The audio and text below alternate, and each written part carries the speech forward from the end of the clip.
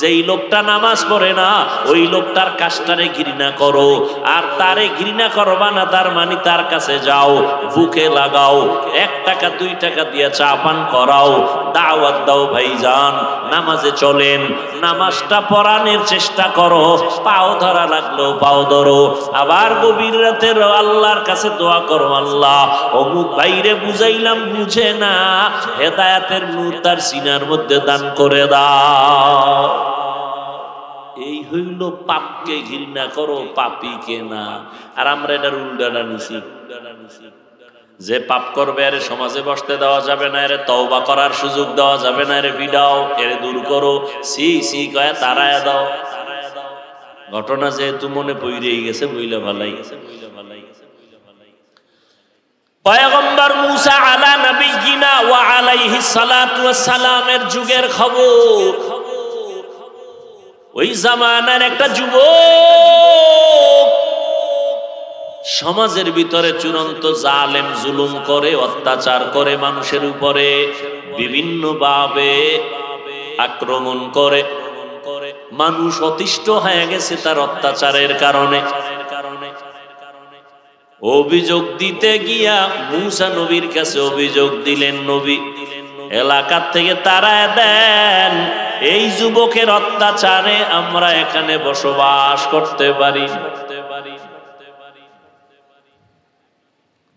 মূসা নবী এলাকার গণ্যমান্য ব্যক্তিদের নিয়ে পরামর্শ করে সিদ্ধান্ত নিলেন, তার আব্বা আম্মা কি কয়, মা বাপ, মা বাবায় কয় ওর অতিষ্ঠতার থেকে বাঁচতে চাই, ওরে এলাকার থেকে তারায় জঙ্গলে ফালায় দাও।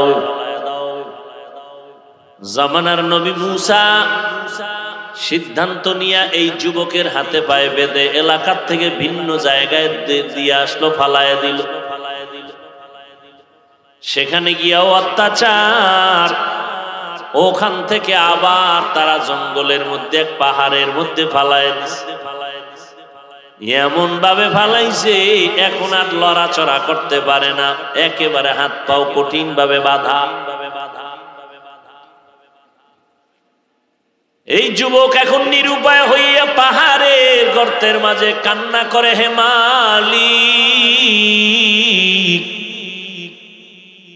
এতদিন আমি এত মাস্তানি আর বাহাদুরি করেছিলাম, আমার টাকার অভাব নাই, জনসংখ্যার অভাব নাই, ডাক দিলে 10-20 জন নেতার সামনে পোলাপানাজি, আমার জনশক্তি, আমার ধনশক্তি, টাকার অভাব নাই, কিন্তু আজ আমি নিঃস্ব হয়ে গেলাম, লড়তেও পারি না, আমার এখন মরণাপন্ন অবস্থা চলে আসলো। জঙ্গলের পাহাড়ে যুবক, একার কেউ নাই, এমন ভাবে কান্নার আওয়াজ, আল্লাহ ছাড়া কেউ কান্নার আওয়াজ শুনে না। জঙ্গল আর পাহাড় এক পর্যায়ে কান্না করে বলে, আল্লাহ আমার মা আমার বাবা আমারে যদিও তাড়ায় দিছে, কিন্তু আজ আমার এই অবস্থা দেখলে মা সইতে পারত না, আমার বান ছুটায় দিত। আমার সেবা যত্ন করত। যুবকের এই কান্না দেখে আমার মালিকের কুদরতি অন্তরে জোশ এসে গেল। মায়ের আকৃতি ধরাইয়া একটা ফেরেশতা পাঠায় দিয়েছেন, বাবার আকৃতি ধরায় একটা বাবা ফেরেশতা পাঠায় দিলেন আমার আল্লাহ। গর্তের মধ্যে যাইয়া এবার মা বাবা হইয়া ফেরেশতারা খেদমত করতেছে।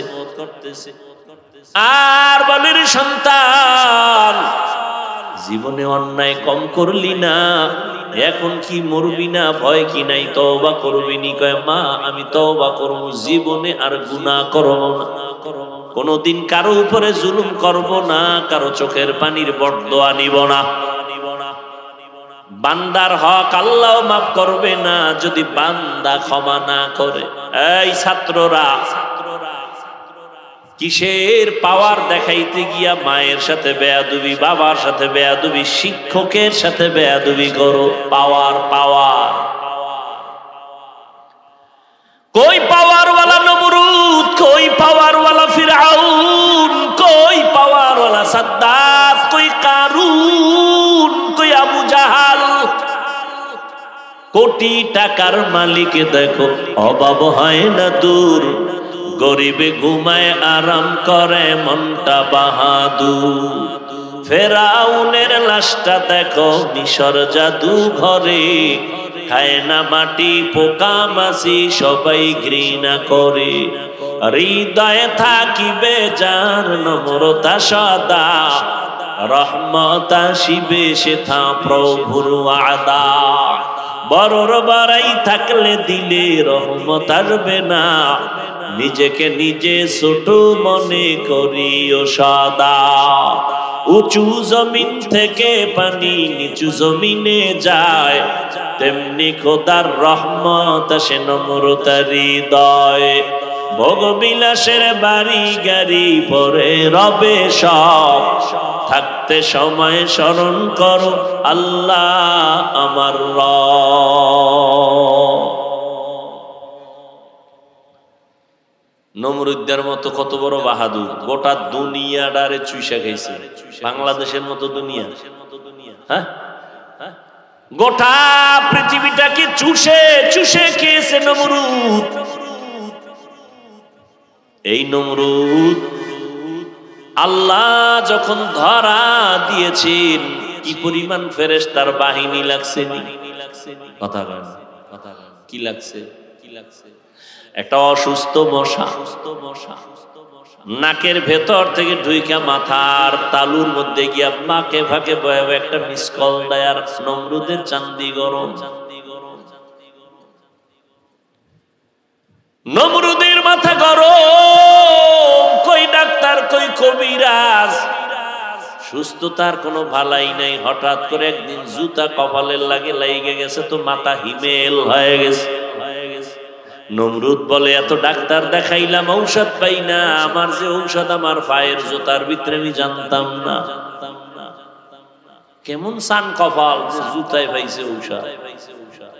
জুতা দিয়া মাথার ভিতরে একটু আঘাত করে মাথা ঠান্ডা, যত জোরে বাড়ি মারে তত বেশি ঠান্ডা। জুতার বাড়িটা মারবে কে? নমরুদ বলে টাকা দিয়া কর্মচারী রাখো, বেতন দাও, ওর কামই হলো খালি জুতার বাড়ি মারবে আমারে। কর্মচারী বাড়ি দেয়, জুতার বাড়ি দেয়, মনের মতো হয় না। কয় কর্মচারী জুতার বাড়ি জোরে দেখা এত শক্তি কই পাবো? কয় যত জোরে বাড়ি মারবি বেতন তত বাড়াবো। কেমন সান কফা।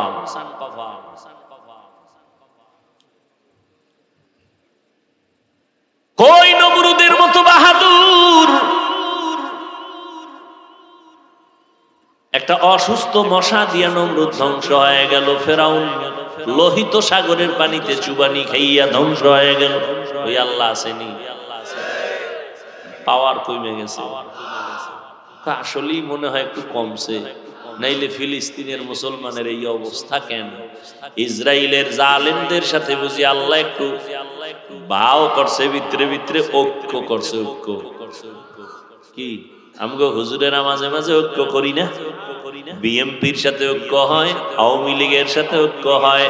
এতদিন আওয়ামী লীগের বিরুদ্ধে বলছি, এখন তেমন বলি না কেন? ঐক্য হয়ে গেছে। এতদিন বিএমপির বিরোধিতা চলছে, এখন কেন চুপ? বলে ঐক্য হয়ে গেছে। আল্লাহ যে ইসরায়েলের কিছু কয় না, মায়ানমারের মানুষের কিছু কয় না, কয় ভিতরে ভিতরে আল্লাহ ঐক্য করছে। না না, আল্লাহ ঐক্য করেন নাই। আল্লাহ মুমিনের পক্ষে আছেন, থাকবেন, কিয়ামতেও থাকবেন, এখনো আছেন। কিন্তু মুমিন তোমার ঈমানের মধ্যে ভেজাল। তোমার ঈমানটারে মজবুত করো হে মুমিন। সাহাবায়ে কেরাম প্রশ্ন করলেন, ইয়া রাসূলুল্লাহ, আপনাকে অস্বীকার করে তারা কারা? নবী ওই কথার জবাব ডাইরেক্ট পরাপর না দিয়া নবী একটু ভিন্নতা করলেন। প্রশ্ন কি? যারা আপনাকে মানে না, অস্বীকার করে, তারা কারা? নবীজি বললেন, মান আতাআনি দাখালাল জান্নাহ। যে আমার অনুসরণ করে, অনুকরণ করে, ইতাআত করে, ইত্তেবা করে, তারা জান্নাতি। প্রশ্ন কি ছিল? যারা আপনাকে অস্বীকার করে, মানে না, তারা নবী বললেন যারা আমার অনুসরণ করে, অনুকরণ করে, ইত্তেবা করে, ইতাআত করে তারা জান্নাতি। প্রশ্নের জবাব কি হইল? নবী প্রশ্নের জবাবও দিছেন, এর আগে একটা উপদেশ ঢুকায় দিছেন, বিধান ঢুকায় দিছেন। ফি'লুল হাকিম লা ইয়াখলু আনিল হিকমা। নবী জবাব দিবেন, প্রশ্ন করলেন, এই পিচ্চি তুই মোবাইল লইছ হাতে?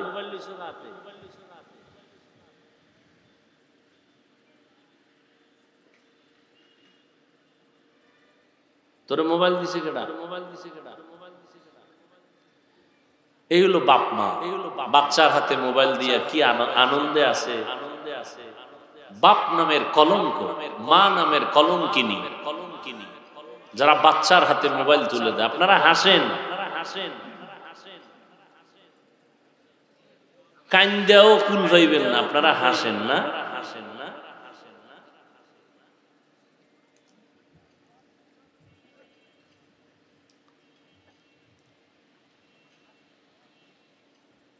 ছোট বাচ্চাদেরকে সিনেমা হলে নিবেন? কেউ ঢুকতে দিবে? কথা বলেন না কেন? আপনি মা বাপ হইয়া সন্তানের হাতে সিনেমা হল মোবাইল দিলেন কেন? নাটক দেখাইলেন কেন? কিসের আপনি সন্তান নিছেন কেন দুনিয়াতে? আপনি বিয়ে না করে রোজা রাখতেন, দায়িত্ব পালন করতে পারবেন না, বাপ হয়েছেন কেন?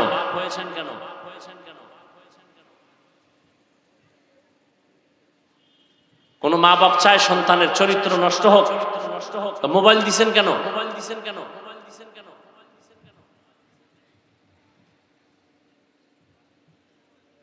যার কাছে অ্যান্ড্রয়েড মোবাইল আছে সে কোনোদিন বলতে পারবে না আমি সম্পূর্ণ তাকওয়ার উপরে আছি, আমার চোখের গুনাহ হয় না, অন্তরের গুনাহ হয় না, হাতের গুনাহ হয় না, কোনোদিন বলতে পারবে না।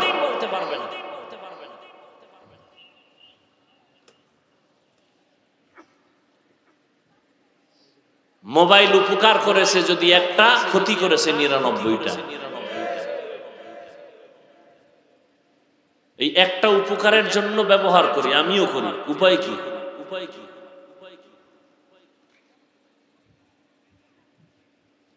আল্লাহ আমাদের সবাইকে মোবাইলের গুনাহের থেকে হেফাজত করেন। সাহাবায়ে কেরাম প্রশ্ন করলেন, নবী আপনাকে মানে না তারা কারা? নবী সেই জবাবটা লাস্টে দিয়া মাঝখানে কেন বললেন, যারা আমার অনুসরণ করবে তারা জান্নাতি। নবীর মধ্যে দয়া বেশি এবং সেটা প্রবল, জাহের। এই জন্য উম্মতের আগে সিগন্যাল দিয়ে দিছে, সব জান্নাতি, সব জান্নাতি, সব জান্নাতি। মন্ডারে সান্ত্বনা দিয়ে সবাইরে আশ্বাস দিয়ে কয়, তবে যারা আমাকে মানবে না, অস্বীকার করবে তারা না। ইয়া রাসূলুল্লাহ, তারা কারা যারা আপনাকে অস্বীকার করবে? নবী আবারও কয়, যারা আমারে মানবে তারা জান্নাতি। এটা আগে অন্তরে ঢুকাও, মানো। এরপরে আপনাদের থেকে একটা প্রশ্নের এই কথার জবাব নিব। বলেন। নবী বললেন, যারা আমার অনুসরণ করবে, অনুকরণ করবে তারা জান্নাতি। তার মানে কি বুঝলেন? তারা নবীরে বলেন, নবীকে তারা কি মানে? যারা নবীর অনুসরণ করবে, নবীর আদর্শ মতো চলবে তারা জান্নাতি। তার মানে তারা নবীকে বিপরীত কথা কি দাঁড়ায়? বলেন, কারা মানে না? বইলে ভালাইলেন মানে না। কি মানে না? কারে মানে না? কেন মানে না? আবার বলছি, যারা নবীর অনুসরণ করে তারা কি? তার মানে তারা নবী মানে। যারা নবীর অনুসরণ করে জান্নাতি যাবে তারা নবী। বিপরীত কথা কি দাঁড়াবে? যারা নবীকে অনুসরণ করে না তারা জাহান্নামী। কিন্তু নবী এ কথা বলেন নাই। নবী এ কথা, নবী কি বলছেন? মান আসানি ফাকাদ আবা, যে বা যাহারা আমার বিরোধিতা করবে তারা আমাকে অস্বীকারী হিসাবে জাহান্নামে যাবে। যারা আমাকে মানে না, অনুসরণ করে না, তারা জাহান্নামী। নবী বলেন নাই, বলছেন যারা বিরোধিতা করবে তারা জাহান্নামী, আমাকে অস্বীকারী, আমারে মানে না। এখান থেকে কি বুঝছেন? এখান থেকে কঠিন একটা পয়েন্ট বুঝে আসছে। বলে কি? যারা নবীর আদর্শ মতো দাঁড়িয়ে রাখে না, নামাজ পড়ে না, পর্দা করে না, তাদেরকে গালি দেওয়া যাবে না, জাহান্নামী বলা যাবে না। কেন? নবী বলে নাই যে যারা আমার অনুসরণ করে না তারা জাহান্নামী। নবী কথা বলেন নাই। তো নবী কি বলছেন? কয় যারা বিরোধিতা করবে তারা জাহান্নামী।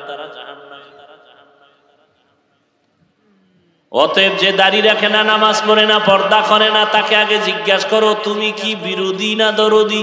আগে জানতে হবে। বুঝেন? খুব ভালো করে বুঝেন। তাহলে যারা নবীর লাইনে নাই তারা দুই দল। কয় দল? যারা নবীর আদর্শের লাইনে নাই তারা কয় দল? এক দল আগ্রহী আর এক দল বিদ্রোহী।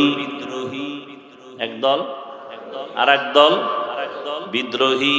এই কথাটারে আর এক শব্দ দিয়া বলি, এক দল দরদি আর এক দল বিরোধী। যেমন ডান দিক থেকে একটা যুবকের জিজ্ঞাসা করলাম, এই যুবক, তোমার মাথায় মদিনাওয়ালার টুপি নাই কেন? যুবক বলে, হুজুর নবীর আদর্শে টুপি মাথায় দেওয়া খুবই দরকার, সুন্নত, চেষ্টা করি, পারি না, দোয়া চাই। কি বুঝলেন? আগ্রহী না বিদ্রোহী? বিরোধী না দরদি? খুব খেয়াল করেন। কিন্তু বাম দিক থেকে একজন আরে জিজ্ঞাসা করলাম, এই যুবক নবীর আদর্শে কেন নামাজ পড়ো না, টুপি পরো না, পোশাক পরো না? কথাটা বলা মাত্র জবাব দেরি না করে বলে, টুপি না পরলে অসুবিধা কি? আছে না নাই? আরেকটু যদি চালাক হয়, চালাক, সে বলবে টুপির মধ্যেই কি ইসলাম, দাড়ির মধ্যেই কি ইসলাম, পোশাকের মধ্যেই কি ইসলাম? কি বুঝলেন? আগ্রহী না বিদ্রোহী? দরদি না বিরোধী? রসুলের আদর্শের বেলায় বিদ্রোহীর আর এক নাম তাজা বেঈমান। কি বুঝলেন? এখনো বুঝেন নাই? যেই লোকটা দাড়ি রাখে না তারে গালি দেওয়া যাবে না। যেই লোকটা দাড়ি পছন্দ করে না তাকে ছাড় দেওয়া যাবে না। ব্যবধান নাই? যেই বান্দা নবীর তরিকায় টুপি পরে না তারে গালি দেওয়া যাবে না। যেই বান্দা টুপি পছন্দ করে না তাকে ছাড় দেওয়া যাবে না। যে নামাজ পড়ে না তারে গালি দেওয়া যাবে না, কিন্তু যে নামাজ পছন্দ করে না তাকে ছাড় দেওয়া যাবে না। সুযোগ পেলেই জুতার বাড়ি। বুঝাইতে পারছি? কি? একজনে নামাজ পড়ে না তারে গালি দিবেন, আগে বুঝতে হবে আগ্রহী না বিদ্রোহী? কি নামাজ পড়ে কি মাস্তানি ভাব, বেনামাজি দেখলে সি সি করে তাড়ায় দেয়। রহমতের নবী এমন এক জায়গায় আসছেন যেই জায়গার মানুষগুলো চরিত্রহীন, লম্পট, এত খারাপ। নবীরে গালি দেয়, নবী দূরে যায় না, তত কাছে যায়, বুকে লাগায়, হাসি মুখে কথা কয়। নবীরে গালি দেয়, নবী গালি দেন না, জবাব দেন না। আর আপনি নামাজ পড়েন, আপনার সূরা কেরাত ঠিক আছে কিনা খবর নাই, বেনামাজি দেখলে সি সি করে তাড়ায় দেন। সি সি করলেন 10 বার, বুকে লাগাইয়া মোহাব্বতের দাওয়াত দিছেন কয়বার?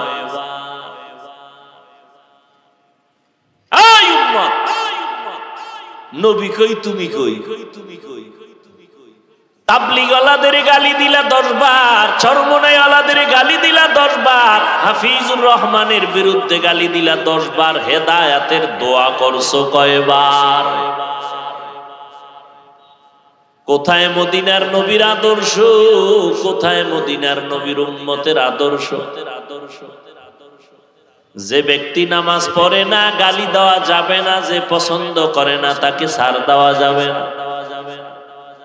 যারা নবীর লাইনে নাই তাদেরকে জাহান্নামী বলা যাবে না।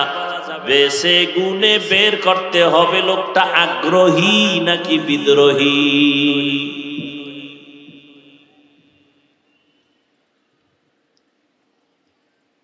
আবার স্লোগান দেয়, পাপকে ঘৃণা করো পাপীকে না। স্লোগান দেয়, স্লোগান দেয়। অর্থ কি এটা? অর্থ কি এটা? মানে ভিডে মাইরাল, পাপকে ঘৃণা করো পাপীকে না, রোগকে ঘৃণা করো রোগীকে না। তার ব্যাখ্যা কি? রোগ হইলে রোগীরে ভিডায় মাইরা ভালো না। ও আল্লাহর বান্দা, যেই লোকটার রোগ হইছে, এতদিন তুমি যাইতা মাসে একবার, এখন ডেইলি যাইবা একবার, যাইয়া তার কাছে মিশো, রোগটা তার থেকে দূর করে দাও। ঔষধ লাগলে ঔষধ দাও, পানির ব্যবস্থা করো, টাকা লাগলে সহযোগিতা করো, কর্জে হাসানা দাও, রোগটা তার থেকে দূর করাও, রোগীটারে আপন ভাবে সুস্থ বানাও। ওয়ামা আরসালনাকা ইল্লা রাহমাতাল লিল আলামিন। আয়াতটা তো সবাই পারেন, পারেন না? কথা বলেন না কেন? হারা দেশে চিল্লে আপনি বরিশালে দিও কি এরকম ঝামেলা? একটু কথা কইব, এমনি জনমের কথা নিষেধ করলো, হ্যাঁ কথা লাগে না, এরপর একটা কথা কইব, ঘুমের ভিতরেও কথা।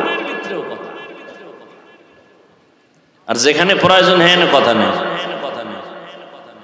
আর যেখানে লাগে না দোকানে বইয়ে দেখবেন কিছু মানুষ আছে চাপাবাজি করে খাও খাওয়ার তালে থাকে, আছে না? আওয়ামী লীগের একজনের ভাইলে কয় বিএনপি তো জীবনের তরে শেষ, দাফন হয়ে গেছে, কাফন হয়ে গেছে, এটির অস্তিত্ব নাই। আওয়ামী লীগ লোকটা খুশি হইব না? খুশি হয়ে এই দোকানওয়ালায় সুন্দর করে দুধ চিনি বেশি দিয়ে চা দাও, মারলো 1 কাপ খাও। হ্যাঁ, বিএনপির যখন একটা আইসে কয় নৌকা শেষ, এমন কিছু কইছে, ও বিএনপি ওলা খুশি হয়ে হুদা চা না, একটা বনরুটিও দাও। এরকম চাপাবাজি কইরা 12 কাপ চা খাইয়া 6টা রুটি খাইয়া এবার বয়ে রয়েছে কারে ধরবে। হঠাৎ করে চায়ের দোকানে গেছে স্কুলের হেডমাস্টার, হে গিয়া চা খাইতেছে। এবার স্যার আপনি আমার চিনেননি? না আমিও চিনি না, আমার আব্বাও চিনি না। সর্বনাশ, আমার চিনেন না? আমি সৌদি আরবে 5 বছর ছিলাম, আর কুয়েতে ছিলাম 3 বছর, কাতারে ছিলাম, সিঙ্গাপুরে ছিলাম। স্যারে কয়, স্যার শিক্ষিত মানুষ তো, তাহলে তো বহু ভূগোল সম্পর্কে আপনার অনেক ধারণা। কয় হ্যাঁ 4 বছর ছিলাম। স্যার শুনে কয় এতক্ষণ যে চাপাবাজি শুনলাম এ তো সব ভুয়া। স্যারে চাটা কোনো অর্ডার দেয় না, স্যারের কাছে ধরা খেয়ে গেছে চাপাবাজি। রহমতের নবীকে আল্লাহ বলেন, ও নবী আমি আপনাকে দুনিয়ায় পাঠাই নাই। কথা শেষ? নারস? হ্যাঁ আমি আপনাকে পাঠিয়েছি জগৎ সমূহের জন্য রহমত করে। এখানে কেউ তর্জমা করে উভয় জগতের জন্য রহমত, আমি তর্জমা করলাম জগৎ সমূহের জন্য রহমত।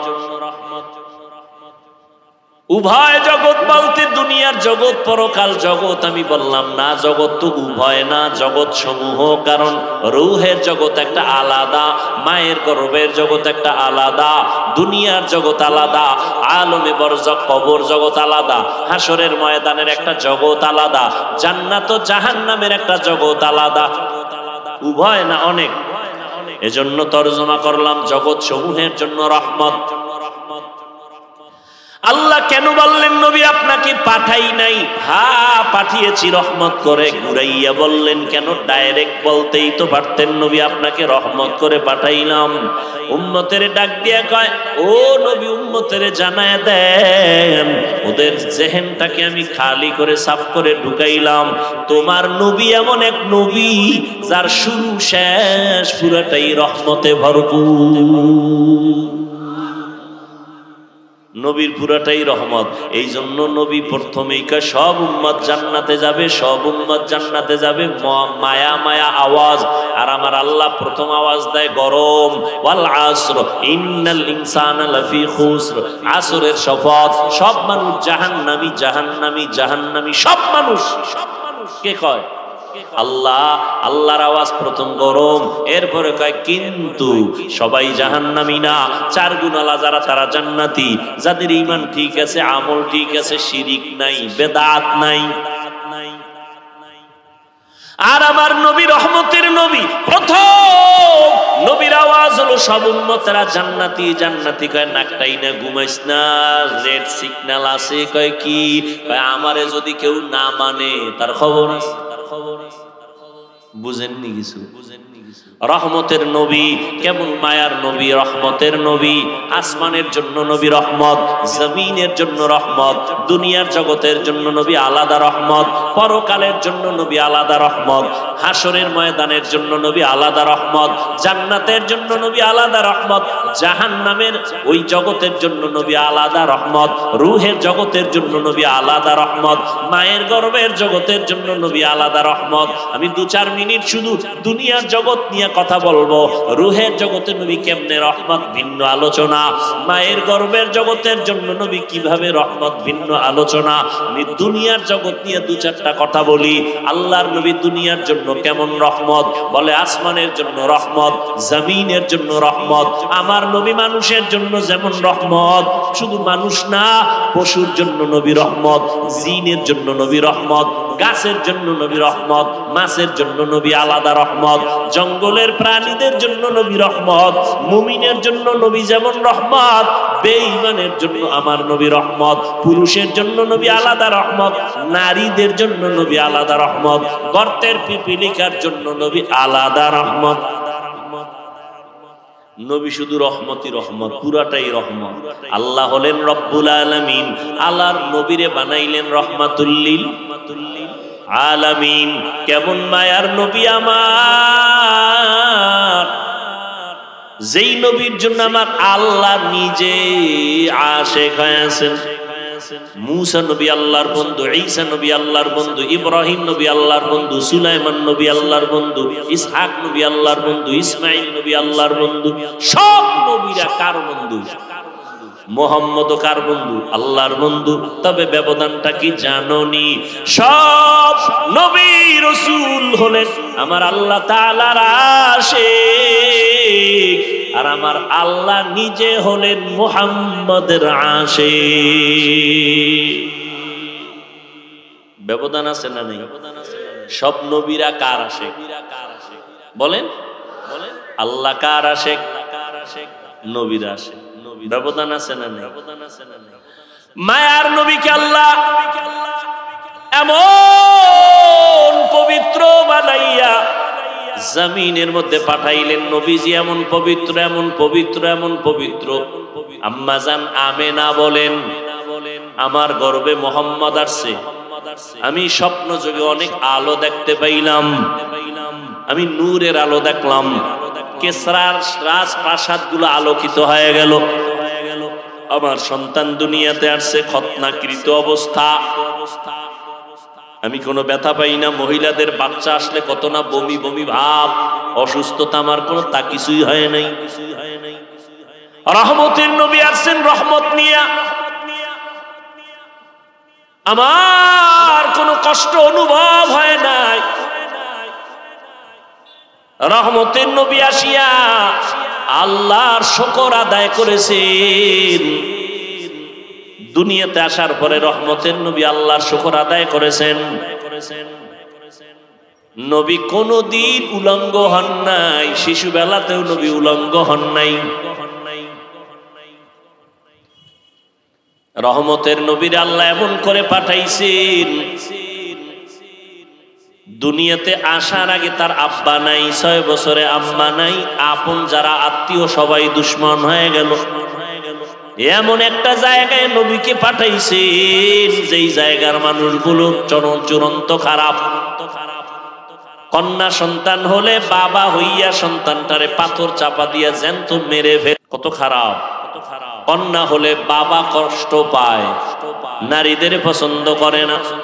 বর্তমানেও কিছু কুলাঙ্গার জমিনে আছে, তারা মেয়ে সন্তান হলে মনে কষ্ট, বউয়ের সাথে কথা কয় না।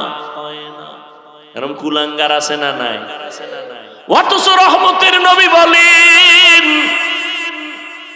আমি এত বড় দামি একজন রাসূল, রহমতের নবী আমি, আমার একটা ছেলেও নাই, আমি নবী 4 কন্যার বাবা। খারাপ লাগতেছে না? খারাপ লাগতেছে না? নবীও 4 কন্যার বাবা, একটা ছেলে নাই। নবী বলেন, আমি নারীদের সম্মান বাড়ায় দিলাম, কন্যা সন্তানদের মর্যাদা বাড়ায় দিলাম আল্লাহর হুকুমে। ও সন্তানের মা বাবা, কন্যা যদি পাও শুকর আদায় করিও। একটা কন্যা যদি পাও তুমি একটা জান্নাতের মালিক হয়ে যাবে। 2 কন্যা পেয়েছো, 2টা জান্নাতের মালিক। 3টা মেয়ে সন্তান পেয়েছো, 3টা জান্নাতের মালিক। বাবাই খুশি না বেজার এই কথা শুনে? কিও বুড়া মিয়া, ছেলে মেয়ে কি কয়, 4 মাইয়া 4 জান্নাত পাইছি, এখন আর কোনো টেনশন নাই, 4টা জান্নাতের মালিক হয়ে গেছি। আপনি জান্নাতের মালিক হইছেন, মাইয়া 4টারে কিসের মালিক বানাইছেন? কয় গ্রামীণ ব্যাংকের মালিক। আছে না নাই? আছে না নাই? এরে নবীর আশিক ও পর্দার আড়ালের আম্মা জানেরা, আপনারা এরকম করেন কেন? দুরূদ শরীফ পড়ি, দোয়া করে দেই, আল্লাহ আমাদের সবাইকে আমল করার তৌফিক দান করেন।